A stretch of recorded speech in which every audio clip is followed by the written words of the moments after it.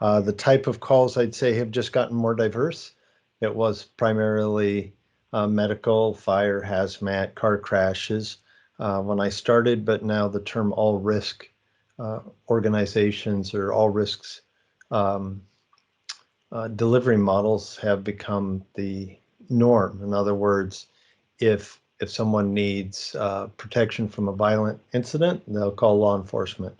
Otherwise, every time the 911 call is picked up, it's from an animal in a tree or on a roof or in a storm drain to a multi-casualty incident to hurricanes and flooding and the work of the fire service worldwide has just expanded. Well, I wouldn't say that the fire service is responding to different incidences, but they are playing more of an active role in many types of incidents, whether that be utility emergencies, uh, gas, electric, steam, water, and throughout the world. The fire service responds to terrorist incidents, explosives, and things like that.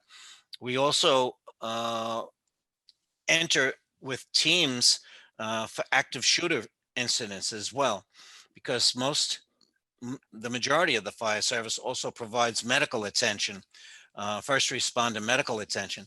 So our inclusion into these teams is for that reason, to provide medical attention, heavy bleeders, things like that. Not only the number of calls and the types of calls that we're responding to change, but we're seeing a difference in the types of structures we're going on. We used to have, small homes on big lots back in the 40s, 50s, and 60s, and now we've got big homes on small lots. And now, especially we're turning into an all hazards organization. The EMS, technical rescue, the paramedic utilization now with vaccination clinics, and it's just being a lot greater focus now being placed on community risk reduction and some of the community paramedicine programs that exist out there. So, now we have risks that are greater. Violent extremist groups are, creating, these situations where now firefighter paramedics are part of rescue task forces. Some of the incidents we saw this past year with the rioting and the looting and the outright arson attacks that plagued these cities.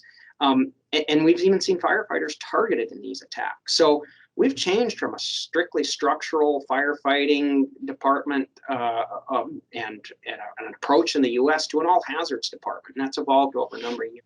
I think just overall, the complexity of what traditionally has been the bread and butter operations, the day-to-day types of occurrences are now spattered with and intermixed with many more significant challenges. What used to be a common type of response to a structural fire, more often than not, may have challenges based upon building construction issues, fire dynamics relative to fire loading, or the complexities of the building itself have created further encumbrances on the organization. So what used to be pretty straightforward fire incident responses, whether it be a motor vehicle accident or some type of a hazardous material condition, or certainly the type of day-to-day building fires and incident responses, all of them have created more complexities due to the demands of both public safety,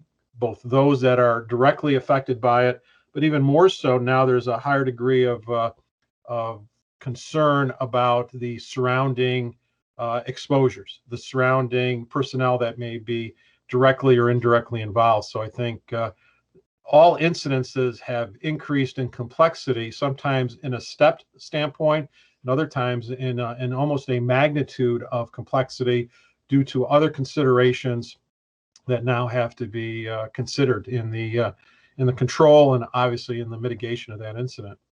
So when I first started down here on more of a mainstream, on a main highway going through Colorado on what I call a paved road, we would definitely have more regular, motor vehicle accidents, structure fires, fires in houses, room and content fires. But now that the building has gotten so much newer now, and there's been so many more building codes and fire codes, that you don't see those kind of fires anymore. You don't see that type. So we'd probably say majority would still be, home calls. Then we would probably go to wildland fire, motor vehicle accidents, and then, like I said, structure fire is the least. It's been a few years since we've had a structure fire in our old community. Even though we have old build, we have a lot of log homes, we have a lot of old style homes, even sheds and barns that have animals in it and hay. But we still are definitely doing, like I said, wildland fires would probably be our biggest percentage per year.